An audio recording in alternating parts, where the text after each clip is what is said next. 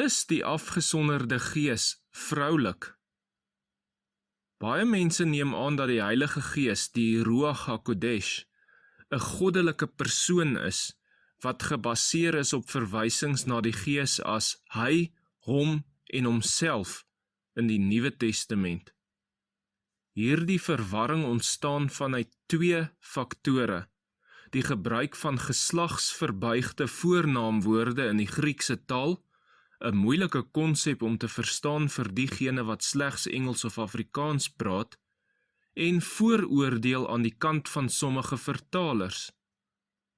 Grieks, net soos die Romeinse tale wat afkomstig is vanaf die Latyns, dit is nou Spaans, Frans, Italiaans ensovoorts, ken 'n spesifieke geslag toe vir elke voorsetsel. Elke voorwerp, lewendig of leweloos, word of manlik, vroulik of onsuidig, dit is neutraal aangewys.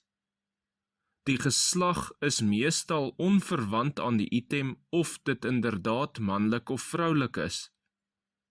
Byvoorbeeld, in Frans is die woorde livre wat boek beteken in die manlike geslag en word verwys na deur 'n voornaamwoord gelykstaande aan die Afrikaanse hy of hom.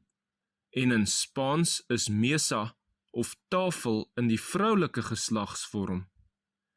Dit is duidelik dat, alhoewel hierdie voorsetsels geslag het, hul geslag nie verwys na deur eintlik manlik of vroulik te wees nie.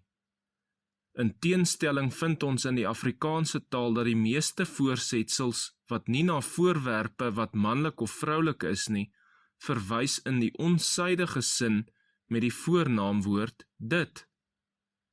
Ons mag merk dat in die Hebreëse taal waarin die Ou Testament geskrywe was, die woord wat as gees vertaal is, naamlik ruach, na verwys word met vroulike voornaamwoorde.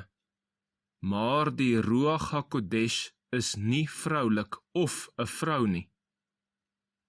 In Grieks word beide manlike sowel as onsuidige woorde gebruik om na die Heilige Gees te verwys.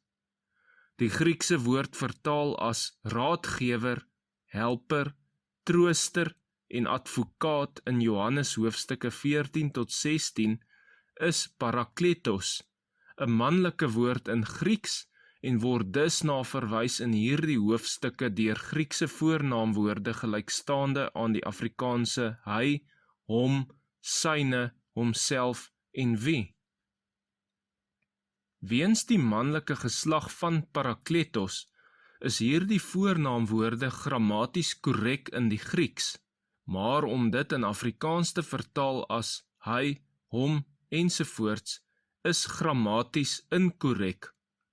Byvoorbeeld, jy sal nooit 'n sekere Franse sin na Afrikaans vertaal as ek is op soek na my boek sodat ek hom kan lees nie. Terwyl hierdie grammatiese konstruksie sin maak in die Franse taal, is dit verkeerd in Afrikaans. Op dieselfde manier, deur op hierdie basis te veronderstel dat die Ruach HaKodesh, die afgesonderde gees, 'n persoon is waarna verwys word as hy of hom, is inkorrek. Alleenlik as die parakletos of helper bekend was as 'n persoon, kon die gebruik van 'n geslagsverbuigde voornaamwoord tereg gebruik word in Afrikaans. En die term parakletos kan verseker verwys na 'n persoon, soos dit na Yeshua die Messias verwys in 1 Johannes 2 vers 1 byvoorbeeld. Nogtans word die Ruach HaKodesh, die afgesonderde gees, nêrens aangewys met persoonskap nie. Dus moet persoonlike voornaamwoorde nie gesubstitueer word daarvoor nie. Verder is daar ook geen teologiese of Bybelse regverdiging vir verwysing na die term Heilige Gees met manlike of vroulike voornaamwoorde nie, selfs nie eens in die Grieks nie. Die Griekse woord pneuma vertaal as gees, maar ook vertaal as wind en asem in die Nuwe Testament, is grammaties 'n onsuidige woord. Dus, in die Griekse taal is voornaamwoorde gelykstaande aan die Afrikaanse dit self, wat of dat, wat gepas gebruik word in verwysing na hierdie woord wat na die Afrikaans vertaal is as gees. Nogtans, toe die Engelse King James of Authorized Version geproduseer was in die vroeë 1600s, was die doktrine van die drie-eenheid alreeds aanvaar vir meer as 1000 jaar. Vanselfsprekend sou die vertalers van daardie weergawe, beïnvloed deur daardie geloof, gewoonlik persoonlike in plaas van onsydige voornaamwoorde gekies het, wanneer hulle na die afgesonderde gees verwys het.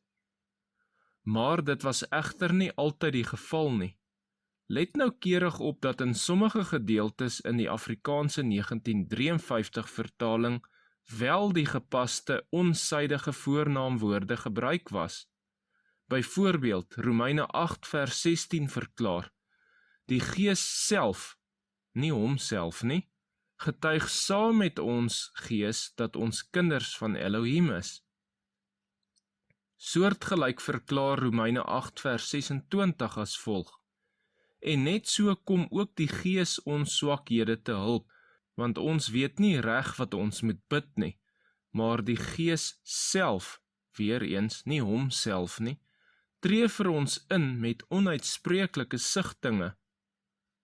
In hierdie gevalle het die vertalers korrek die onsydige voornaamwoorde gebruik, want die Griekse woord pneuma, vertaal as gees, is onsydig in geslag. 'n ander voorbeeld is Matteus 10 vers 20, waar Yeshua sê, want dit is nie julle wat praat nie, maar die Gees van julle Vader wat, nie wie nie, in julle praat.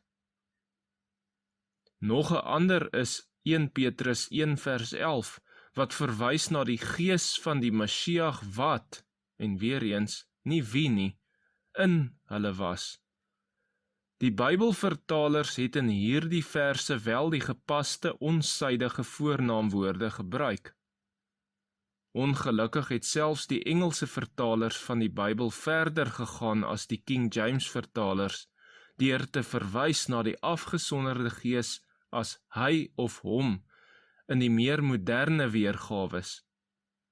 Dit reflekteer nie taalkundige akkuraatheid nie, maar die leerstellige vooroordeel of inkorrekte aannames van Bybelvertalers wat verkeerdelik geglo het dat die afgesonderde gees 'n persoon is.